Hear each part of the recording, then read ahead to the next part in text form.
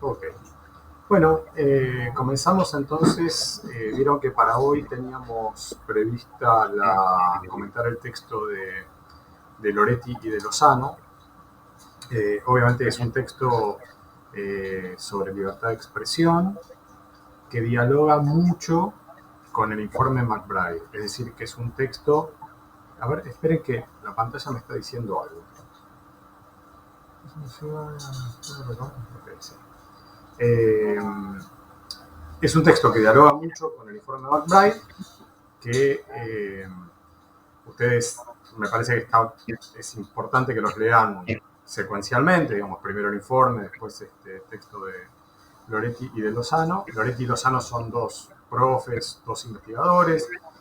Loretti en particular es, además, podríamos llamarle un intelectual público, es una persona que ha intervenido e interviene en distintos debates de carácter público sobre libertad de expresión, regulación de medios de comunicación, es una persona bastante conocida, es uno de los coautores de la ley, del texto de la ley de servicios de comunicación audiovisual. Sí, adelante, Ludmila. A la profe, yo no sé si capaz...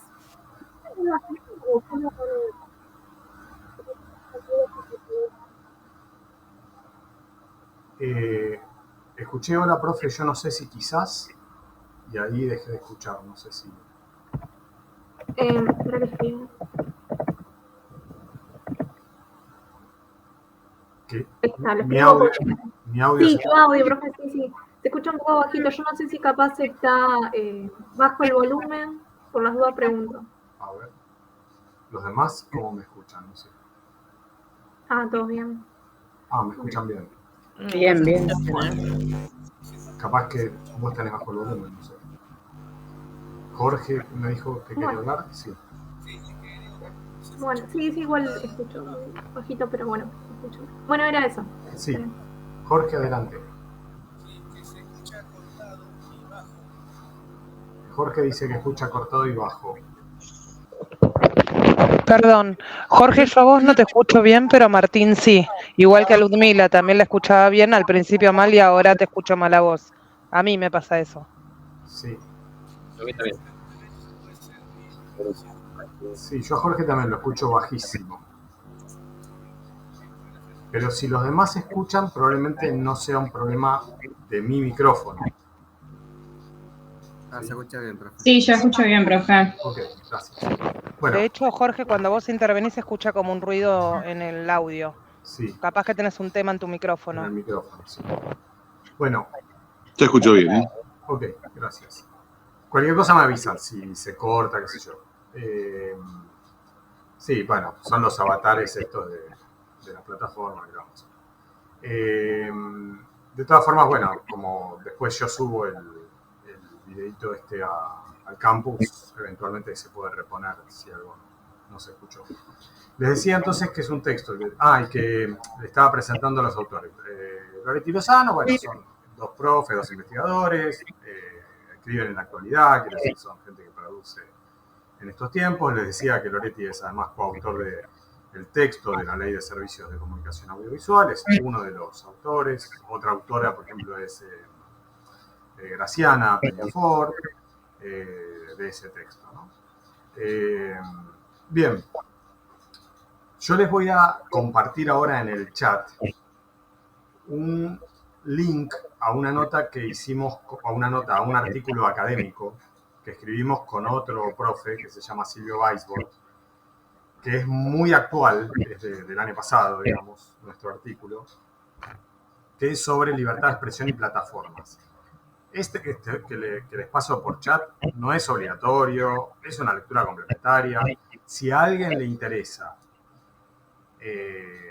digamos, pensar cómo es todo este andamiaje de teoría sobre libertad de expresión en el contexto de las plataformas digitales de Facebook, Google, Twitter, TikTok, etcétera, este artículo que les voy a compartir ahora por el chat puede ser útil para ustedes, ¿sí? A ver si ahí voy.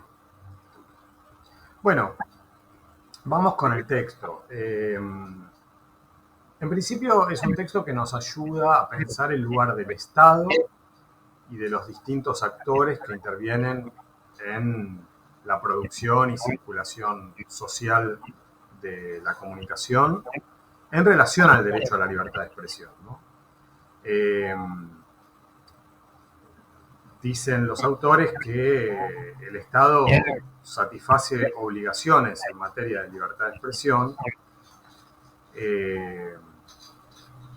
que tiene obligaciones de garantizar la universalidad en el ejercicio del derecho humano a la libertad de expresión y que, por lo tanto, hay miradas sobre la libertad de expresión que no necesariamente son respetuosas de la garantía de este derecho hacia todas las personas. ¿Okay? Esperen que voy a ver porque hay alguien que creo que tiene prendido el audio porque yo me escucho con eco. A ver, denme un segundo. Sí, se escucha con eco, profe, y hace como un ruidito. Pero eso es porque alguien tiene el audio. Ahora ya no. Ahora yo no lo escucho. Bueno, nada. Citan a un autor que está en el texto citado, así que no hace falta. Es Owen Fish, ¿no? Este Owen Fish al que citan Loretti y Lozano es una referencia importante en materia de libertad de expresión, es un clásico, digamos, clásico de las últimas décadas en materia de libertad de expresión, es un investigador estadounidense que dice que Loretti y Lozano dicen que Owen Fish rebatió las interpretaciones de la primera enmienda de la Constitución estadounidense, según las cuales el Estado solo debe cuidar al hombre de la esquina, dicen ellos, ¿no? Fish plantea que las corrientes progresistas no solo se dedicaron a la búsqueda de la libertad, sino a fomentar la igualdad en el derecho a la expresión y en el derecho a la comunicación. ¿Qué es esto del hombre de la esquina? Básicamente, la idea es que, digamos, lo que voy a hacer es una especie de narración algo esquemática, pero no inexacta en términos históricos, un poco esquemática sí, para ver esto de la metáfora del hombre en la esquina. La idea es que en Europa, el nacimiento de la democracia como concepto en los siglos XVII, XVIII, fíjense que eso corresponde también a la etapa de la masificación de la imprenta, de la progresiva masificación de la imprenta, tuvo que ver con, entre otras cosas, entre otros procesos importantes, pero este que voy a relatar es muy importante también, romper el monopolio de la verdad, de la expresión y de las palabras por parte de la monarquía absolutista, ¿no? En los siglos XVII y XVIII aparece una nueva clase social emergente, la burguesía, que disputa el poder de la monarquía absoluta. Esto ustedes lo han visto. Esa disputa de poder es también una disputa del poder de la expresión. No es solo, por supuesto, no es solo la disputa del poder de la expresión, pero también es la disputa del poder de la expresión, ¿sí? La monarquía absoluta controlaba todos los impresos, libros, revistas, diarios, y cuando digo controlaba es que ejercía censura institucional, digamos, sobre esos contenidos, y parte de la victoria de la burguesía en las revoluciones burguesas de fines del siglo XVIII y durante todo el siglo XIX, parte de esa victoria consiste en disputarle el monopolio de la palabra a la monarquía absoluta, ¿sí? Según Habermas, esto nosotros ya lo hemos mencionado, eso ocurre con el nacimiento de una nueva esfera pública, que en sus comienzos era una esfera pública pequeñita, burguesa, masculina, urbana, ¿verdad?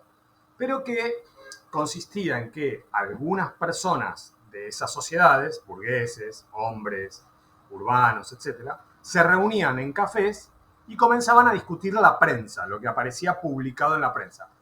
Lo que aparecía publicado en la prensa estaba filtrado y controlado por la monarquía absoluta, pero el debate que ocurría en esos cafés ya no era controlado por la monarquía. Entonces, ahí comienza una esfera que, según Habermas, es el nacimiento de la esfera pública burguesa, que es una esfera a la que Habermas le llama autónoma. ¿Autónoma de quién? Del control de la monarquía absoluta. ¿Sí?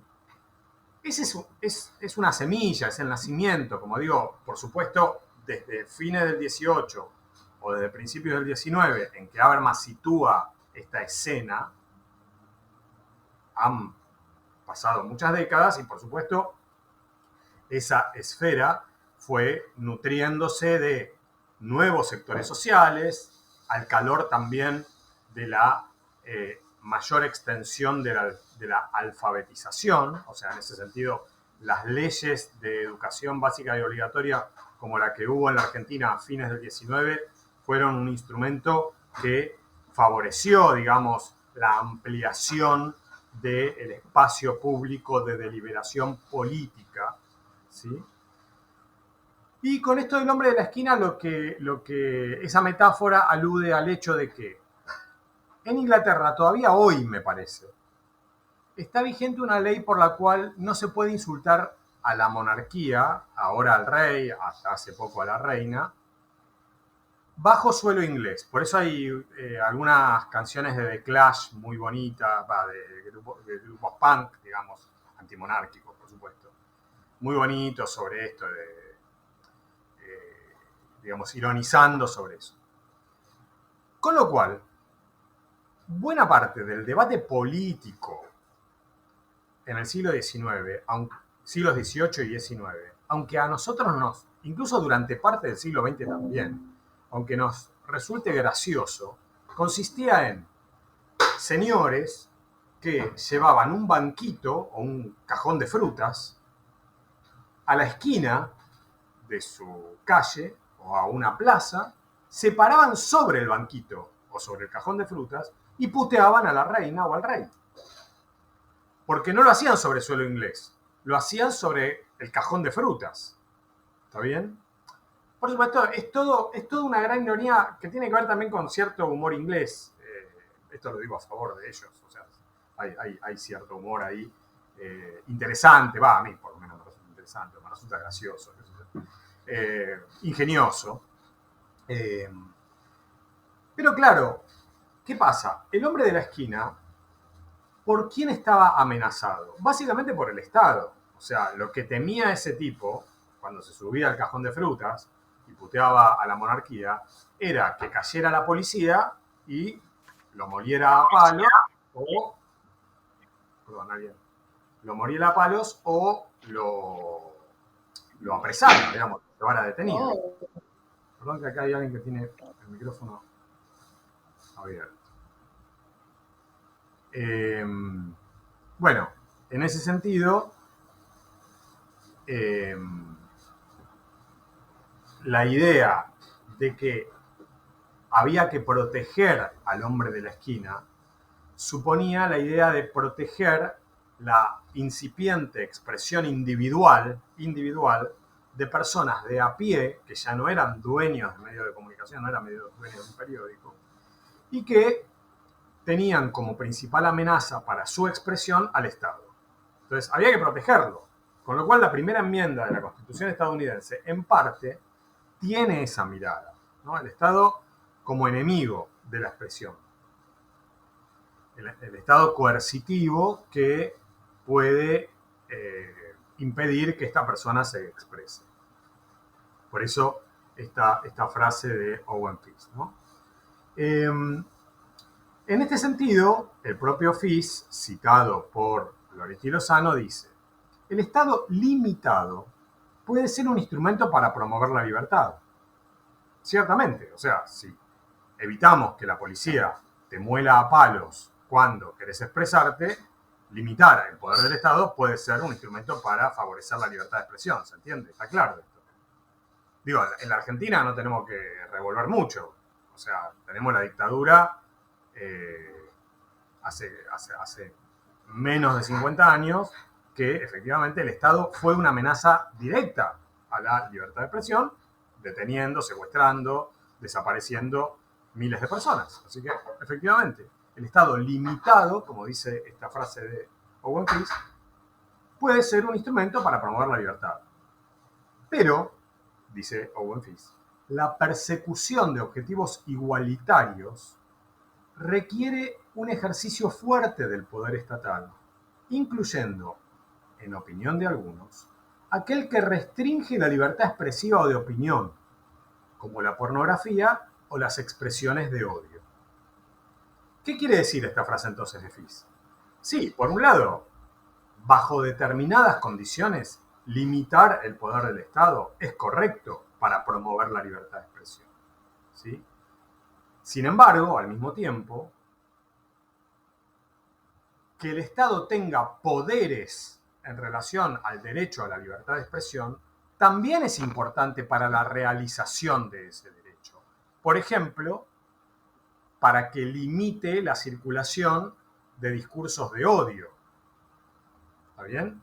Porque la circulación de discursos de odio lo que hace es inhibir la expresión de quienes son víctimas de esa difusión de discursos de odio. ¿Estamos? Si hay algo que no se entiende, por favor avísenme, porque esto conceptualmente es clave en nuestra materia. O sea, el Estado puede ser una amenaza, pero el Estado también puede ser parte de la solución o de la realización del derecho a la libertad de expresión. Porque hay discursos que pueden ser amenazantes al derecho de la libertad de expresión de otras personas. O sea, yo puedo decir, yo tengo un discurso de odio, por ejemplo, ¿no? Digo que a todas las personas todos los que profesan la religión católica tienen que ser asesinados. ¿Sí? A alguien en la Argentina le parecerá raro lo que estoy diciendo, pero es algo que sucede en muchos países, no con la religión católica, con otras religiones o con determinadas ideas políticas, pasa también en la Argentina. Todos los que son comunistas tienen que ser asesinados, tienen que ser eliminados. Eliminados, ¿no? Bien, bueno. Yo no puedo ampararme en mi derecho a la libertad de expresión cuando estoy pidiendo la eliminación de otras personas. ¿Está bien? Porque estoy, de esa manera, poniendo en riesgo un bien superior a la expresión, que es la vida de esas personas. ¿Está? Lo que dice acá Owen Fitz, entonces, se resume en esto que yo acabo de mencionar. En la libertad de expresión hay actores sociales que tienen distintos orígenes, tamaños y condiciones de ejercicio de su expresión. Entonces hay asimetrías en el ejercicio de la libertad de expresión. ¿Se acuerdan que yo en alguna clase les he planteado a modo de broma que si yo, que yo estaría dispuesto a intercambiar la contraseña de mi blog por la licencia de Telefe o de Canal 13. Pero ni Manieto ni Paramount están dispuestos a participar de este intercambio. ¿Qué quiero decir con esa broma tonta? Básicamente que hay asimetrías, que no somos iguales. Yo puedo expresarme en mi blog y ellos se pueden expresar todos los días, a toda hora, por canales de televisión licenciados por el Estado argentino que les otorga durante un tiempo delimitado la explotación de una franja de espectro radioeléctrico. A mí no. A mí, a Martín Becerra, no le da el Estado argentino esa franja de espectro. Se la da Paramount, se la da el Grupo Clarín. Bueno, hay asimetrías. Está claro que la voz, la amplificación de la voz y, por lo tanto, de la expresión de quien tiene un canal de televisión dista de la de el hombre de la esquina, con la que podríamos asimilar a un tipo que hoy tiene un blog o que tiene una cuenta en Twitter. ¿Sí? Bien. Al mismo tiempo, hay intervenciones estatales importantes de las que los autores dan cuenta en el texto. Por ejemplo, ellos hablan de que los estados intervienen subsidiando o desgravando actividades de comunicación masiva, de medios de comunicación, de empresas de medios de comunicación. Los estados establecen condiciones para el uso del espectro radioeléctrico, donde funcionan emisoras de radio y de televisión que amplifican mucho más que otros soportes la expresión de algunos actores sociales y no de otros.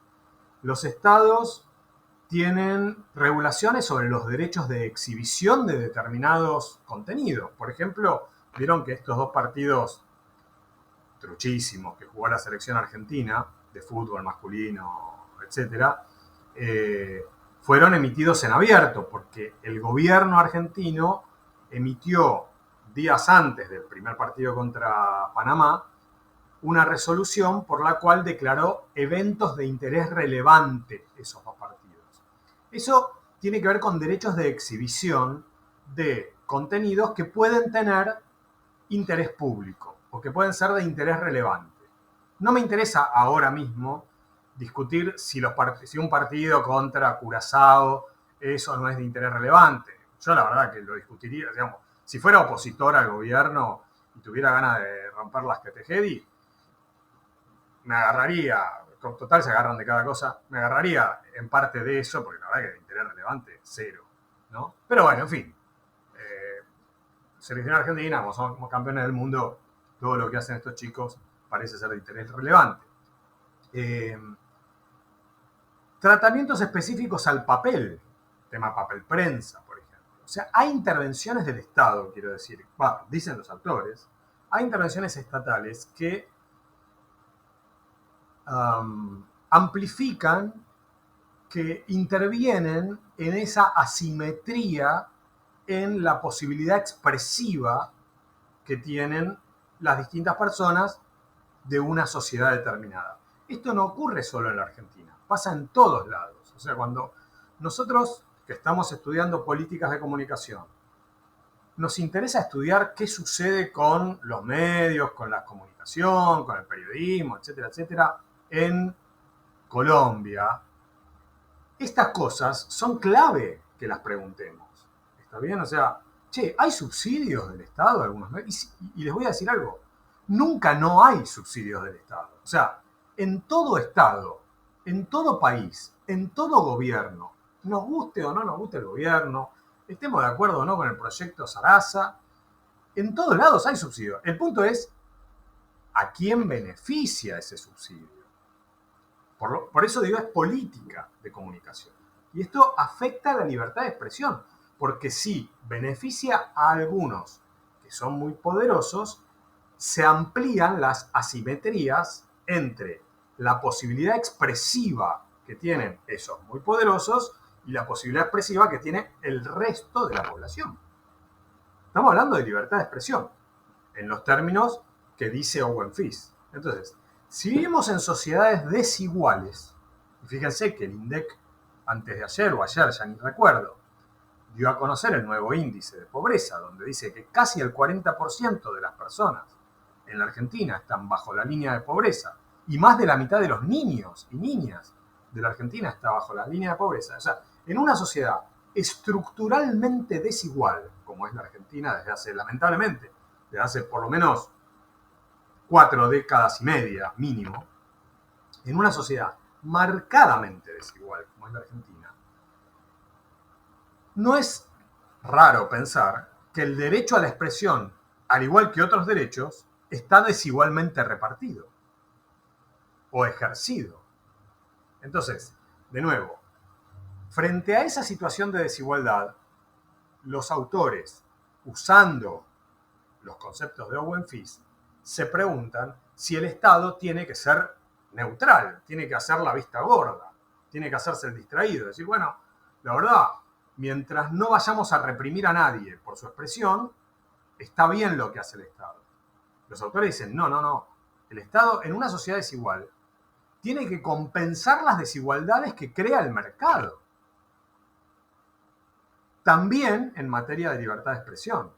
Eso significa que el Estado tiene que intervenir a favor de los más débiles en materia de libertad de expresión. O sea, lo que dicen los autores es, el Estado tiene que tener subsidios, que de todas formas los tiene aunque nadie lo reclame.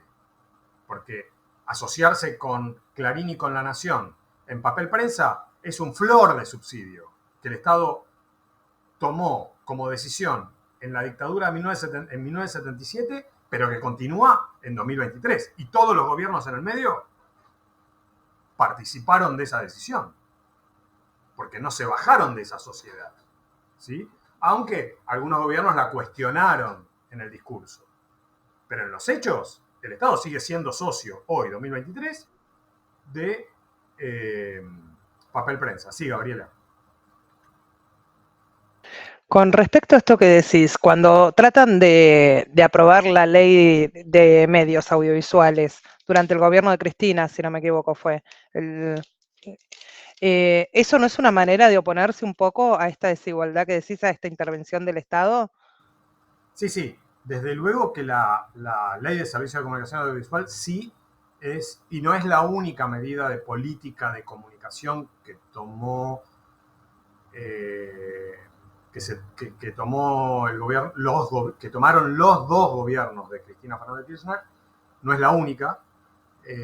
Incluso, digamos, yo creo que los dos gobiernos de Cristina Fernández de Kirchner fueron, en este sentido, los más activos en materia de garantizar los más activos a la hora de plantear la intervención estatal para cubrir las desigualdades, claro, porque en materia también, de expresión. Sí. Si no recuerdo mal, esperaba que las radios cooperativas tengan la misma licencia o el mismo espacio aéreo que otras radios más monopólicas. Sí, eso es así, efectivamente. Okay. Es así. Gracias. También quiero decir, para ser justo con los dos gobiernos de Cristina Fernández y con otros presidentes del periodo 1983 hasta la actualidad, que no fueron las únicas medidas, aunque puedo argumentar claramente que los dos gobiernos de Cristina Fernández fueron los más activos en esta materia, también hubo iniciativas y políticas desarrolladas por otros gobiernos, además de los dos de ella,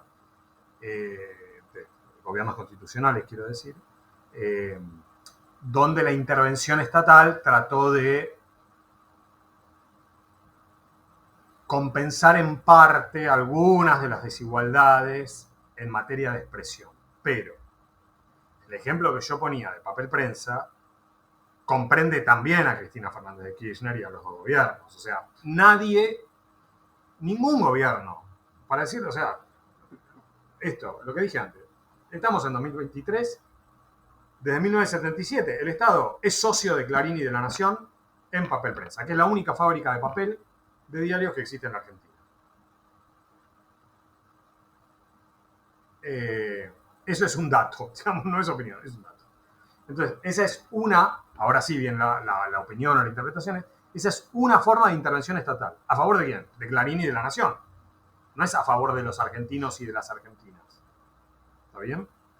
Bien, pero es verdad lo que dice Gabriela, que ha habido medidas como puede ser la ley de servicio de comunicación audiovisual. Yo agregaría, no sé, el programa Fútbol para Todos, la televisión digital abierta. O sea, ha habido políticas que implicaron una intervención estatal intentando moderar, compensar, reducir las desigualdades en materia de expresión que tiene la ciudadanía en la Argentina, siendo la Argentina un país tan desigual en términos socioeconómicos, culturales, etc. Sí, Gabriela. Ay, perdón, pero me surgen estas dudas.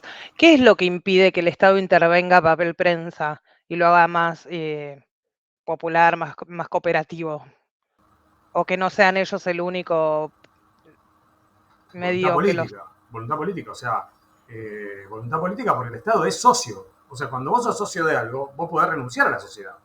Vos podés decir, miren, por ejemplo, no sé, el Estado argentino podría decir, en lugar de tener un director que representa al gobierno, mi director va a ser, antes de cada reunión y de cada asamblea de accionistas de papel prensa, va a ser una asamblea con todos los diarios y revistas con y sin fines de lucro de la Argentina y les va a preguntar qué quieren, qué posición quieren que el Estado lleve a la asamblea de accionistas de papel prensa. Esa es una cosa que podría ser moderada. O sea, esa es una política, a mi juicio, reformista, moderada, no sé cómo llamarla. Una política más a fondo podría decir, esta sociedad no tiene razón de ser porque contraviene cualquier criterio de defensa de la competencia. El Estado no puede estar asociado a dos competidores en la provisión de un insumo crítico en la única fábrica que hay de ese insumo en el país. No puede, sencillamente no puede. Así que se rompe la sociedad. El Estado deja de ser socio de papel prensa. Vende sus acciones. No sé. O sea, digo, para Pero eso si que se vende, necesita pero decisión si vende, política. sí, pero ¿y si el Estado vende sus acciones y las compra todo el resto, Clarín y La Nación, Sí, termina perfecto. siendo un monopolio, oligopolio? Bueno, el Estado podría, en ese sentido, dar créditos como los que dio para que se constituya papel prensa, dar créditos para que el resto del mercado arme otra fábrica de papel, por ejemplo. O subsidiar la compra de papel. Con esas acciones, con lo que obtiene por esas acciones, subsidiar la compra de papel. O sea, quiero decir, tiene que hacer política. Esa es una decisión política, abandonar la sociedad o romper la sociedad, sería una política, por supuesto, más radicalizada que la posición. Pero ahí, o sea, son dos cosas que se me ocurren ahora. Imagínense, a mí, que nunca formé parte de la sociedad papel prensa, no la conozco de adentro. Si yo, que soy un humilde profesor universitario, preguntado por una humilde alumna universitaria, en una humilde clase, tengo estas dos ideas, si nos dedicásemos 6 meses a pensar política para papel prensa, seguro que se nos ocurriría un montón de cosas posibles. Un montón. Bueno, el Estado, desde el 77 hasta ahora, hagan un cálculo de años, eso son 45 años, 45 añitos, ponele que no en la dictadura, pero desde la recuperación constitucional, 40 años, tuviste tiempo para pensar qué hacer con eso. En lugar de sentarte ahí como una foca aplaudidora de los balances de una sociedad que conformó Videla con Clarín y La Nación. Alguito más tenés que pensar. Perdón la efusividad. Lo que pasa es que es un tema que me parece como... Es como un elefante. ¿Vieron esa metáfora, ¿no? Del elefante en la sala? O sea, hablamos de todo y de esto no hablamos. Es como importante hacerse el distraído con estas cosas, creo yo. Bueno. Bien.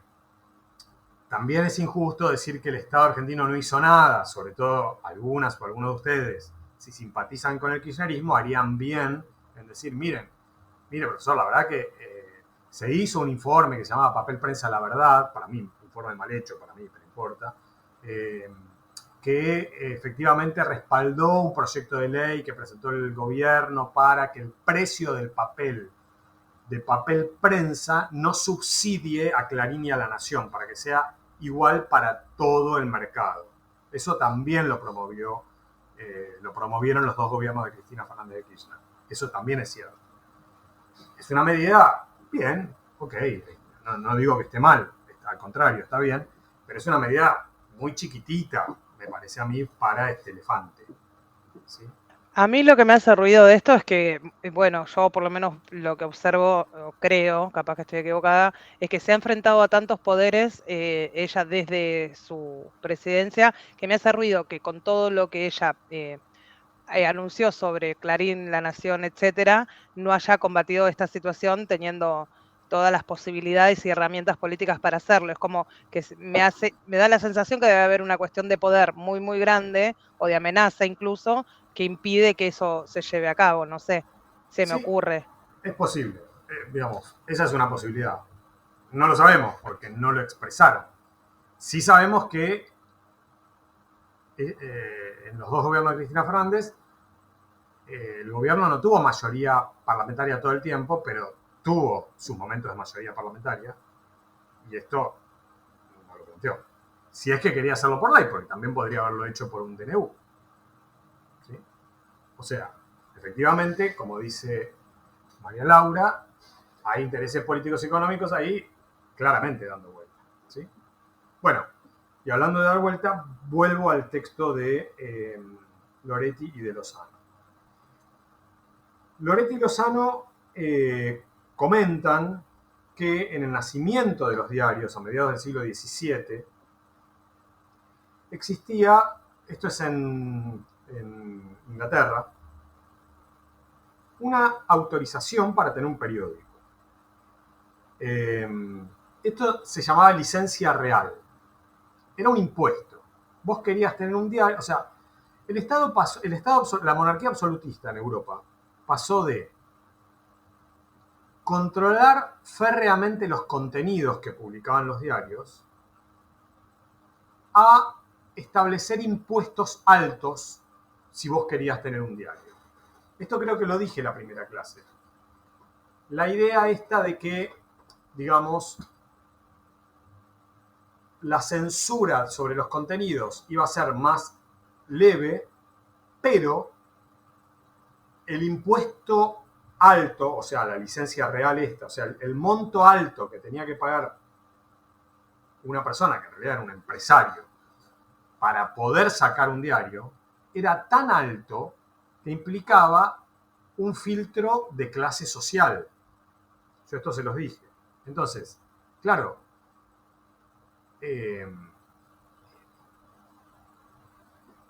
la monarquía no te dice que no podés escribir a favor de, no sé, el campesinado. Podés escribir a favor del campesinado, pero es improbable que haya un diario de la alta burguesía que tiene que pagar altísimos impuestos, y por eso es de la alta burguesía, porque cualquier otro que no sea de la alta burguesía no puede tener un diario porque no puede pagar esos impuestos, que defienda a los campesinos. Vamos. Salvando las distancias, ya sé que estamos en el siglo XXI, pero es una pregunta que podríamos hacernos hoy. No hay un filtro de clase en la propiedad de los medios de comunicación. ¿Conocen ustedes mucha gente o alguna gente, a alguien que no sea multimillonario, que sea dueño de un medio de comunicación? No. Veía, esta semana también vieron que Tinelli firmó un contrato como gerente de programación de América, del Grupo América, de Vila, Manzano, etc. Si uno ve las fotos, son todos hombres, de los señores que están ahí en la firma del contrato de Tinelli, digo, hay una pregunta sobre la clase social de esos tipos. Hay muchas preguntas sobre muchas cosas, pero una es esta. O sea, ahí no hay campesinos, no hay trabajadores, no hay obreros, no hay pobres, ni siquiera hay gente de clase media. No, hoy lo que se puede hacer quizás una salvación es medios independientes como el Destape o Futurock o este tipo de medios nuevos que está surgiendo que se sostienen con el aporte de los contribuyentes, digamos, con los oyentes. Sí, un matiz. El Destape sí es de una persona que es millonaria. Sí, no es un multimillonario. O sea, Roberto Navarro es un empresario millonario. Por supuesto, no es Vila. Distinto es el caso de Futurock, que efectivamente se trata de periodistas, conductores radiales, que tuvieron un proyecto, que tuvieron alguito de guita, muy poca guita. Además, la inversión que hicieron inicial de todas tampoco demandaba mucho, porque ellos vieron que no emiten por antena, sino que lo hacen por internet. Y tuvieron un proyecto muy piola, muy creativo, muy interesante, y tuvieron apoyo de la audiencia que ellos muy inteligentemente a la que quisieron apuntar, crearon una comunidad, y también apoyos políticos. Esto lo cuenta Fede Vázquez y Julia Mengolini, la pareja que son un poco los creadores de Futurock, en varias entrevistas, que efectivamente algunos intendentes peronistas que en el gobierno de Macri veían que no había ningún espacio de comunicación que no fuera hostil al peronismo, al kirchnerismo, los apoyaron al principio con un poco de pauta, eso también es cierto. Pero no son millonarios desde ya, y son gente trabajadora, sí. Y como estos, también hay otros ejemplos de medios comunitarios o de medios cooperativos, sí. Yo conozco y circulo mucho por ese ámbito. No son grandes medios de comunicación. Son en general de escala pequeña, mediana, pequeña. Claramente no llegan a todo el público, sí, sin dudas. Sí. Sí. Bien. Bueno.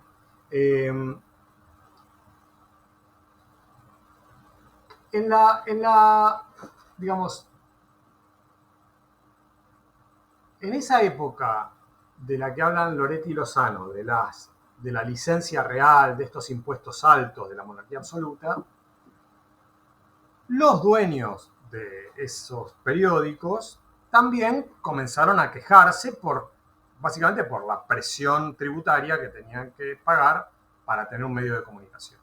Triunfaron porque triunfó la burguesía, porque hubo revoluciones burguesas que desplazó a los monarcas absolutos, creó parlamentos, eso instituyó formas progresivamente democráticas en los países europeos, y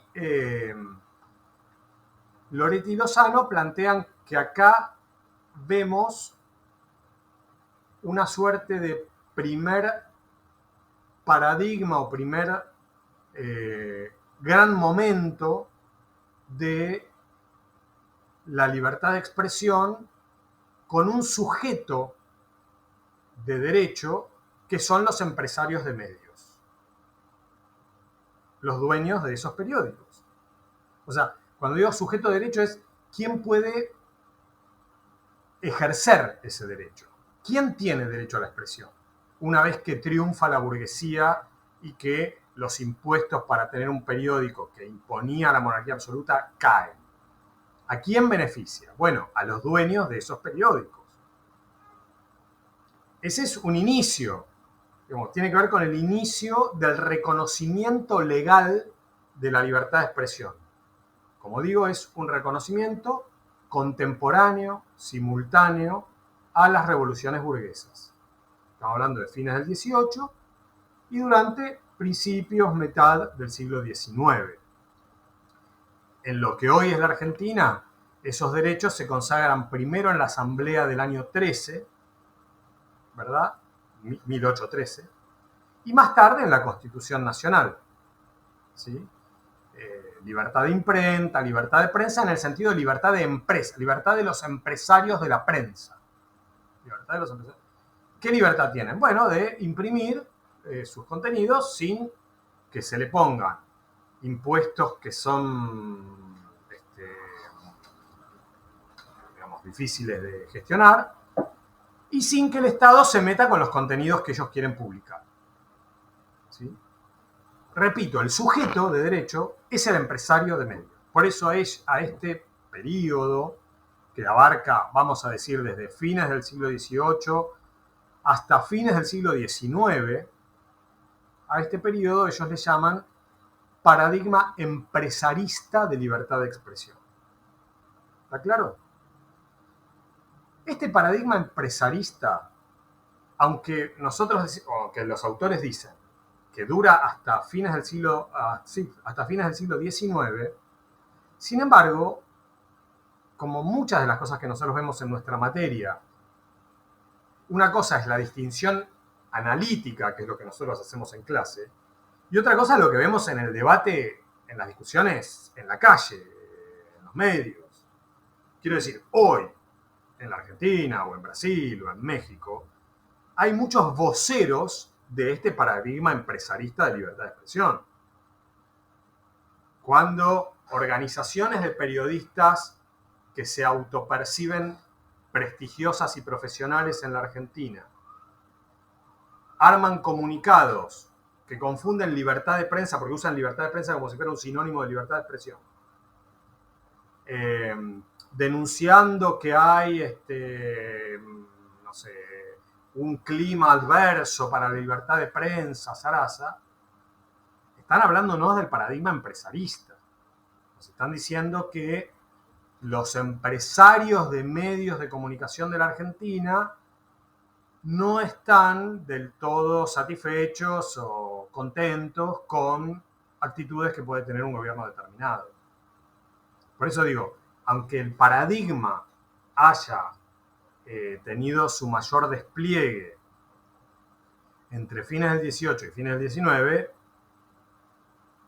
hoy lo vemos en la calle, expresado en la calle, sobre todo en los medios más que en la calle, lo vemos expresado por voceros del establishment, ¿sí? Bien, ese paradigma empresarista, como dije, está consagrado en las constituciones latinoamericanas del siglo XIX, está consagrado en la Constitución Argentina de 1853. Nuestra Constitución dice que el Congreso Federal no sancionará ninguna ley que restrinja la libertad de imprenta o de prensa. No recuerdo literalmente cómo lo dice, da igual. Lo que nos está diciendo es, en la Argentina, 1853, adoptamos el paradigma empresarista. Ese paradigma empresarista, según Loretti y Lozano, es un avance frente a lo que había antes. Porque es la primera vez que se empieza a hablar de libertad de expresión. O sea, correcto, quiero decir, frente al monarca absoluto que va con la policía, te muele a palos, o te pone preso, o pone unos impuestos que son exorbitantes, que solamente una casta privilegiada puede pagar, frente a eso está claro que el paradigma empresarista representa un avance porque hay una clase social emergente, que es la burguesía, que puede imprimir periódicos sin ser objeto de censura directa o indirecta por ello. ¿Tá? Este paradigma es sucedido históricamente desde fines del siglo XIX hasta mediados del siglo XX por un nuevo paradigma al que los autores llaman paradigma profesionalista. Este paradigma profesionalista plantea que no solo los dueños de las empresas periodísticas son sujetos de la libertad de expresión, sino también los periodistas, los que trabajan ahí. Esos periodistas son una nueva figura. Cuando digo nueva me refiero a, si nos paramos a fines del siglo XIX, si estuviésemos hablando ahora, si estuviésemos en 1871 y no en 2023, sería novedoso tener periodistas, porque hasta ese momento los que escribían en los diarios no eran propiamente periodistas, sino que eran políticos, escritores, era gente, abogados, era gente que se dedica, sobre todo políticos, que se dedicaba a otras cosas y que como parte de su labor política escribía en los medios para hacer política. ¿Está bien? No existía el oficio de informar a la población. Básicamente, porque la población no leía diarios antes de fines del siglo XIX. Por eso digo, en todo esto que estamos mencionando, es fundamental que tengamos en la cabeza la Ley 1420 de Educación Básica Obligatoria de la Argentina, que es de 1884, que es cuando se institucionaliza la obligatoriedad de la enseñanza de la lectura y la escritura. Es decir, que se van creando públicos masivos para los diarios que no existían antes. Públicos masivos para los diarios significa un mercado para los diarios. Un mercado para los diarios significa empresas periodísticas que ya no son del dueño del medio y 3 políticos amigotes que le escriben notas, sino que necesita una estructura de redacción más robusta. Por lo tanto, necesita contratar gente. Y ahí aparecen, repito, fines del siglo XIX, los periodistas asalariados. O sea, aparece la figura de, no el amigote político que comparte la línea editorial porque además hace política con el dueño del diario, sino que aparece un tipo de clase media, ¿verdad? Asalariado, o sea, que trabaja por un salario. No es que coincide, no es que se inmola por Bartolomé Mitre. No, o sea, obviamente algún punto de coincidencia con Mitre capaz que tendría, si no, no trabajaría en La Nación. Pero, principalmente, lo que esa persona necesita es un salario para llegar a fin de mes, y además cree, mejor dicho, empieza a creer, todo esto es un proceso que va llevando unos años, no hay que de un día para el otro, pero empieza a creer que su oficio es contarle a la sociedad lo que sucede. Ser periodista. Información. No bajar línea de que Mitre es bueno y Sarmiento es malo, o Sarmiento es bueno y Mitre es malo, o Avellaneda esto, o Roca lo otro. Que es lo que hacían hasta ese momento los diarios. Nosotros esto lo vamos a ver más adelante, pero cuando Mitre, Bartolomé Mitre, funda en 1870 el diario La Nación, lo funda diciendo: yo tenía un diario antes que se llamaba La Nación Argentina, dice Mitre. La Nación Argentina era un puesto de combate, era una trinchera de combate.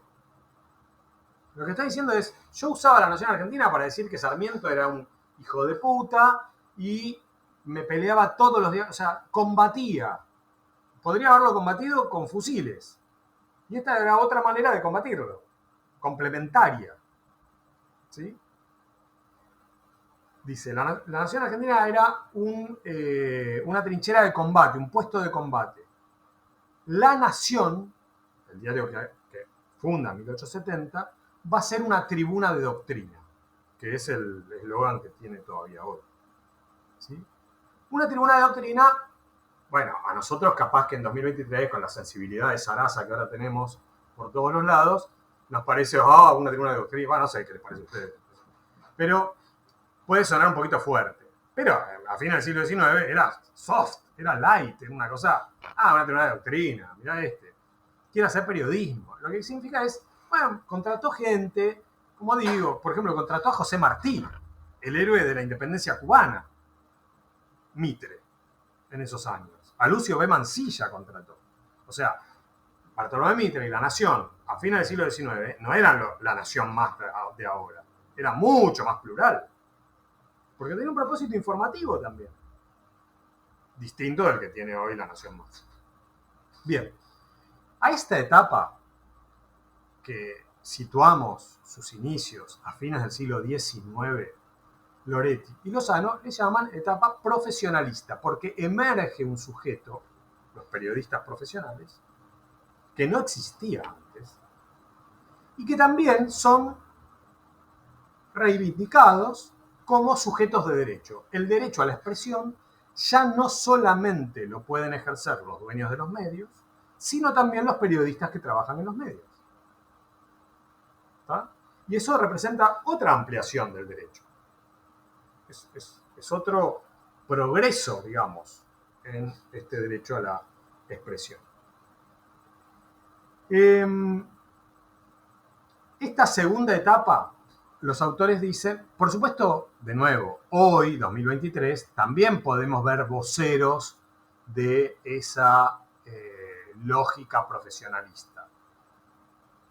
Podemos ver muchos periodistas que creen que el derecho a la expresión no asiste a todas las personas de la Argentina o de cualquier país, sino a los periodistas y a los dueños de los medios. Esta posición existe en la Argentina hoy.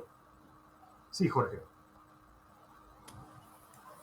Sí, no, la consulta era por el tema de, acá Loretti y Lozano, cuando hablan de libertad de información, se está refiriendo justamente a esta etapa, a la etapa de los periodistas, porque considero que no es lo mismo libertad de expresión que libertad de información. Sí, no es lo mismo. Y efectivamente, bueno, libertad de información, libertad de publicar información, ¿sí? Pero ahora, con lo que viene a continuación, yo creo que voy a contestar mejor lo que preguntas, y si no es así, volvemos a preguntar. Esta segunda etapa podemos situarla hasta más o menos el fin de la Segunda Guerra Mundial. ¿Qué pasa a continuación? Vieron que se organiza la ONU, se crea la Organización de Naciones Unidas después de la Segunda Guerra Mundial, y la incipiente Organización de Naciones Unidas tiene esta Declaración Universal de Derechos Humanos, ¿sí? Del año 48, 1948, siglo XX. Propiamente, la mitad del siglo XX. Propiamente. Bien. En su artículo 19 la Declaración Universal de Derechos Humanos dice que toda persona, ya no solo los dueños de los medios, que aunque no puede parecer en algún caso son personas, ya no solo las y los periodistas, que aunque no puede parecer en algún caso son personas, toda persona. Cuando digo toda persona es toda persona, toda persona. El mecánico, la dentista, toda persona tiene derecho a 3 cosas. Informarse, o sea, buscar información,